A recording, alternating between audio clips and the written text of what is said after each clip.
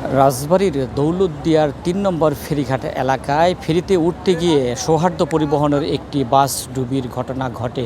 ওই ঘটনায় ২৬ জনের প্রাণহানি হয়।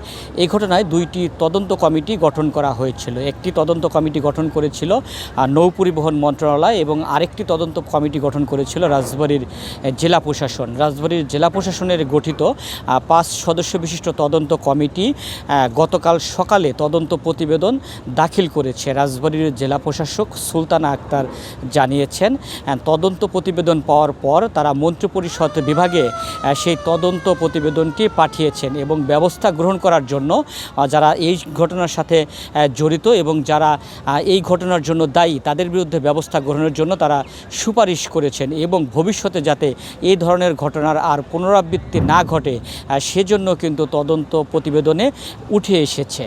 আচ্ছা, আমরা ওদেরকে বলেছিলাম যে আমরা কমিটিটা গঠন করেছিলাম আপনার সেদিন যেদিন দুর্ঘটনা ঘটেছিল ২৫ তারিখ রাতেই, ২৫ মার্চ।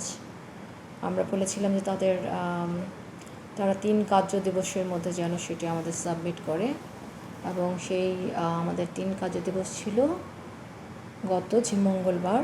তারা বুধবার সকালে আমার ৫ সদস্য বিশিষ্ট আমাদের যে জেলা প্রশাসন কর্তৃক গঠিত তদন্ত কমিটি, যেটি আমাদের অতিরিক্ত জেলা ম্যাজিস্ট্রেটের নেতৃত্বে গঠিত হয়েছিল এবং সদস্য সচিব ছিল উপজেলা নির্বাহী অফিসার গোয়ালন্দ। সাথে সদস্য হিসেবে ছিল বাংলাদেশ পুলিশের একজন অতিরিক্ত পুলিশ সুপার, বিআইডব্লিউটিসির সদস্য ছিল, বিআইডব্লিউটি থেকে ছিল এবং নৌ পুলিশ ছিল।